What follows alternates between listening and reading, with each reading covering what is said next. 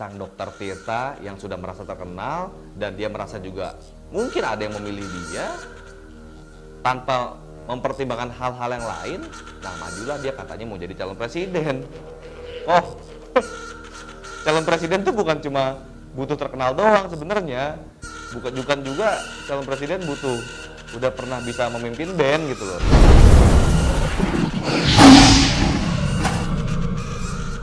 Ya, assalamualaikum warahmatullahi wabarakatuh, teman-teman semua, balik lagi bersama gue Vasco Rusemi di Macan Idealis.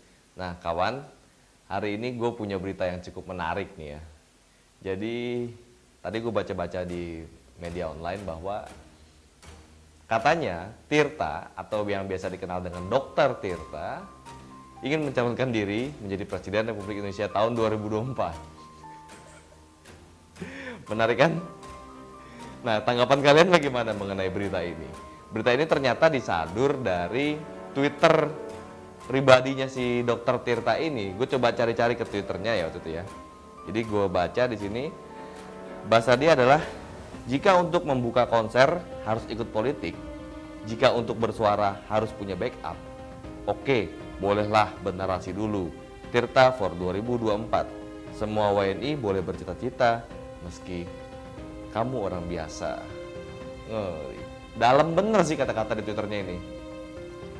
Ini bahasa yang menurut gue cukup satir ya.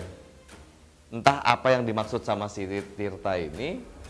Mungkin dia bermaksud untuk menyindir orang-orang yang kampanye dengan mengadakan konser-konser musik. Mungkin itu ya maksud dia. Tapi yang lucunya di sini kok dia pede banget ya. Bukan itu. Jadi gini poinnya ya.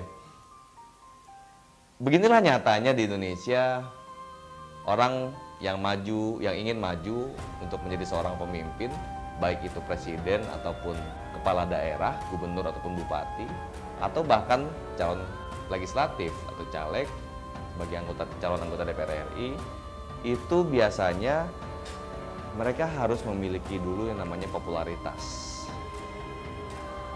Nah, ini sebenarnya sejalan dengan apa yang gue selalu kritisi dari awal. Dari awal narasi gue, kembalikanlah konsep dan sistem berbangsa kita menjadi Undang-Undang Dasar 45 yang asli. Karena di situ sebenarnya sudah sangat cocok dan sangat tepat dilaksanakan di Indonesia. Poin dan sistem Undang-Undang Dasar 45 yang asli itu ya. Banyak banget deh pertentangannya mengenai hal itu. Ya, salah satu contohnya ya ini, seperti yang keluar baru-baru ini misalnya kan, ada seorang yang merasa terkenal akhirnya ingin mencalonkan diri, walaupun itu bernarasi satir ataupun sarkas, ya itu pemahaman yang lain maksud gua. Ada juga orang yang vokalis band gitu kan, dia juga merasa terkenal dan bisa merasa memimpin bandnya sudah maju gitu, akhirnya dia memilih untuk menjadi calon presiden. Tapi poinnya bukan itu. Kalau gue pribadi sih dukung-dukung aja selama kalau yang maju itu punya kompetensi untuk bisa membenahi Indonesia lebih baik ke depannya. Apalagi yang namanya anak muda, kenapa enggak? Harus kita dukung poin itu. Tapi poin yang gue stabilo di sini atau yang gue garis tebal di sini adalah bahaya Indonesia bila untuk menjadi seorang pemimpin itu harus mendapatkan sebuah popularitas dulu. Karena dampak dari amandemen Undang-Undang Dasar 45 itu adalah seorang calon pemimpin itu harus terkenal dulu baru bisa dipilih. Kalau nggak terkenal, siapa yang mau milih? Orang-orang nggak tahu. Karena faktornya adalah one man one vote. Satu orang memilih untuk satu suara. Di situ yang gue kritisi dari sistem bernegara di Indonesia. Walaupun gue pribadi menganggap reformasi kita telah gagal, sangat berbeda sistem yang ada di saat ini dengan sistem yang ada sebelum reformasi.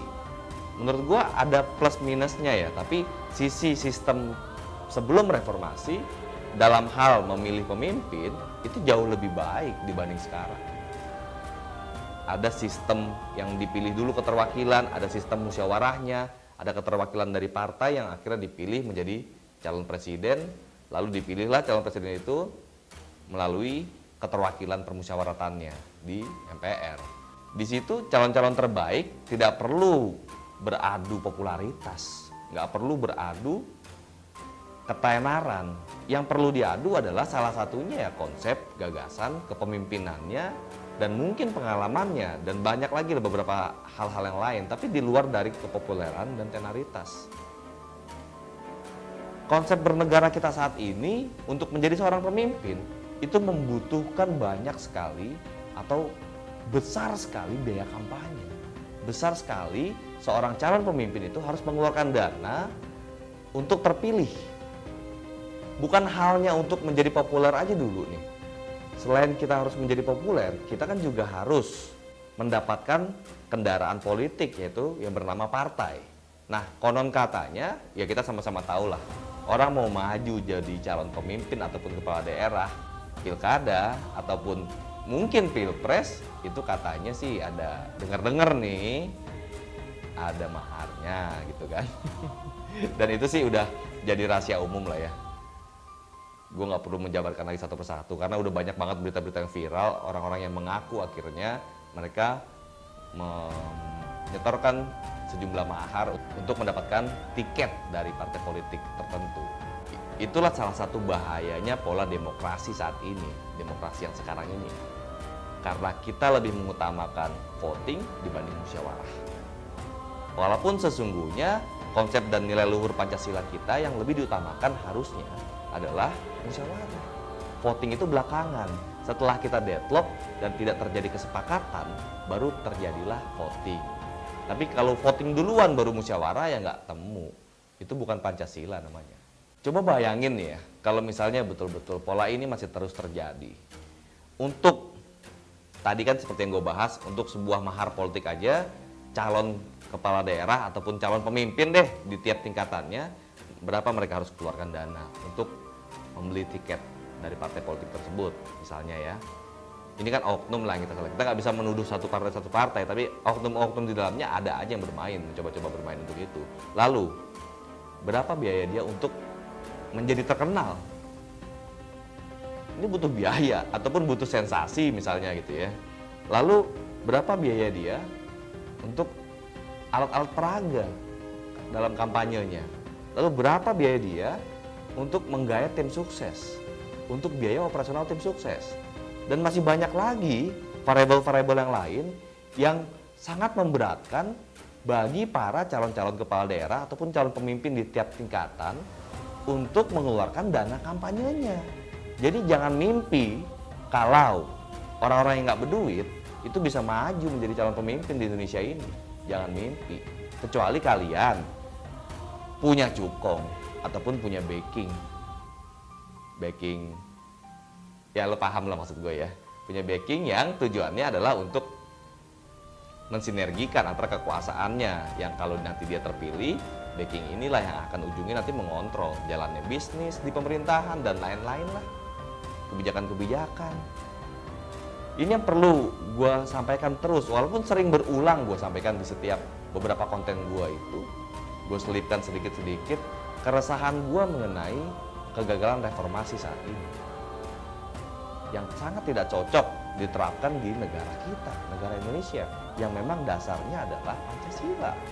Mungkin gue akan banyak dihujat oleh teman-teman yang pro terhadap one man one vote, tapi buat gue hal ini adalah yang terbaik bagi negara kita. Ingin sekali gue mengusulkan, seandainya gue punya kekuasaan, gue ingin sekali mengusulkan kembalikan lagi ke Undang-Undang Dasar 45. Gue ingin sekali, itulah keresahan pribadi gue sebenarnya sampai saat ini. Seperti halnya sang dokter Tirta yang sudah merasa terkenal dan dia merasa juga mungkin ada yang memilih dia tanpa mempertimbangkan hal-hal yang lain. Nah, majulah dia katanya mau jadi calon presiden. Oh, calon presiden tuh bukan cuma butuh terkenal doang sebenarnya. Ya gitu deh pokoknya. Bukan juga calon presiden butuh udah pernah bisa memimpin band gitu loh. Jadi hal ini yang perlu kita cermati sebenarnya bagi teman-teman muda, harus lebih kritis memandang hal ini gitu loh. Kan banyak nih, ini bahayanya lagi nih ya, bahaya dari konsep demokrasi kita saat ini nih. Demokrasi yang seakan-akan sangat adil lah, seakan-akan sangat Pancasilais. Ini bahayanya. Bahayanya apa? Contohnya misalnya gini ya. Kita fair aja deh. Banyak kan teman-teman kita Ya khususnya misalnya kayak cewek-cewek gitu ya. Ah, gue milih yang ini aja ah, yang ini lebih gagah. Ah, gue milih yang ini aja ah, yang ini masuk gorong-gorong. Ah, gue milih ini aja ah, yang ini pro sama wanita karena dia wanita. Ujungnya kan gitu loh. Jadi bukan karena dasar pertimbangan yang komplit di situ. Bukan orang-orang yang mempunyai kompetensi untuk mempertimbangkan siapa yang calonnya akan dimajukan. Kalau toh memang betul yang katanya mau menghindari segala macam oligarki dengan reformasi ini, emang dengan adanya reformasi ini, dengan pola demokrasi yang terjadi saat ini, apa betul oligarki udah nggak ada? Apa betul konsep bernegara kita jadi lebih baik dan hasilnya apakah lebih baik? Ya nggak juga bro, nggak juga. Misalnya calon presiden ataupun calon kepala daerah, apakah betul tidak ada lagi oligarki dengan one man one vote ini? Toh calonnya juga kan yang mendorong kan partai. Jadi rakyat disuguhkan dari calon-calon yang sudah dipilih oleh partai kan. Jadi tidak menutup kemungkinan bisa jadi, sangat bisa oligarki masuk dari berbagai macam pintu itu. Ya salah satu poinnya lagi misalnya gini loh, gue nggak begitu setuju apabila satu orang santri suaranya sama dengan satu orang imam besar atau ulama.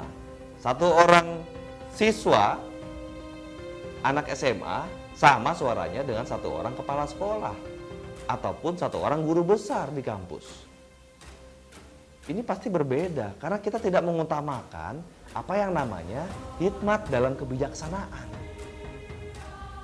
Tapi kita lebih mengutamakan yang namanya voting.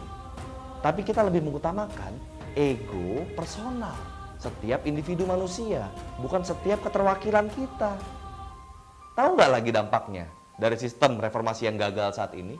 Dari amandemen yang berulang kali terjadi terhadap Undang-Undang Dasar 45. Kondisi negara kita, kondisi rakyat kita sangat terbelah.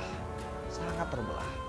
Apabila biasanya ada kampanye, mau itu pilpres, mau itu pilkada, terbelah. Satu rumah, suami sama istri aja bisa berantem loh. Itu banyak kejadian kok.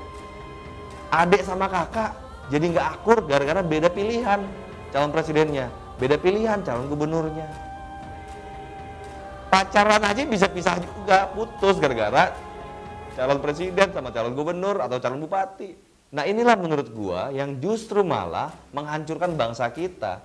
Ataukah mungkin konsep bernegara kita saat ini itu yang dimau oleh asing agar kita terus berantem, setiap tahun terus berantem, mempermasalahkan perbedaan pandangan politik. Ya beda pandangan politik sih sah-sah aja, tapi jangan juga dibawa baper sampai berantem, sampai main fisik, apalagi sampai putus hubungan keluarga. Itu yang salah. Beda pandangan politik ya sah-sah aja selama kita punya pandangan yang menurut kita lebih baik. Mudah-mudahan teman-teman memahami ya keresahan apa yang gua rasakan sampai detik ini. Apabila kalian memahami apa yang gua sampaikan ini, coba kalian tulis di kolom komentar deh. Menurut kalian apakah lebih baik pola bernegara kita saat ini atau sebelumnya? Setelah reformasi atau sebelum reformasi? Apakah lebih baik? Bukannya gue mengecilkan para senior-senior aktivis 98 yang berjuang untuk tujuan yang baik katanya. Walaupun belum tentu juga hasilnya lebih baik sekarang. Belum tentu juga para senior itu juga lebih baik setelah mereka pada masanya dulu memprotes sesuatu. Tapi hal inilah yang perlu kita cermati dalam-dalam kalau betul kita mau menegakkan sistem bernegara kita yang tepat sesuai dengan Undang-Undang Dasar 45 dan Pancasila, ya kembalikanlah ke Undang-Undang Dasar 45 yang asli. By the way, selain Dr. Tirta, selain Giring Niji, ada lagi nggak yang mau maju? Maju aja deh. Makin banyak yang maju makin bagus. Tapi bukan cuma karena ngandalin keterkenalan kalau bisa. Walaupun memang semua warga negara mempunyai hak yang sama di mata hukum untuk bisa mencalonkan diri menjadi calon presiden yang dengan berbagai macam syaratnya, rentetan syarat yang sudah memang terjabarkan dalam Undang-Undang Nomor 42 tahun 2008 tentang pemilihan presiden dan wakil presiden. Dibaca dulu makanya syaratnya kayak gimana, baru deh. Satu lagi keresahan gua, kalau bisa memang yang namanya calon pemimpin itu, kalau bisa calon pemimpin itu nggak usah mencalonkan diri. Tapi gimana caranya biar dia dicalonkan tapi bukan mencalonkan diri dan nggak perlu mengkampanyekan dirinya.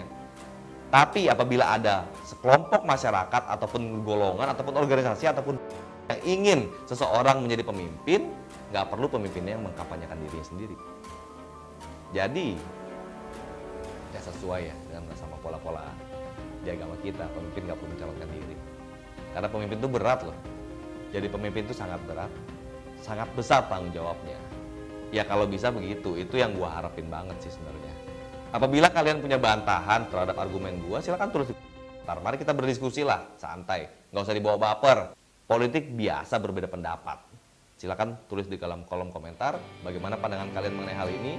Lagi, apakah kalian dukung Dr. Tirta ataupun Giring Niji? Karena baru 2 ini yang mencalonkan diri. Tulis di kolom komentar, kalian dukung yang mana? Assalamualaikum warahmatullahi wabarakatuh.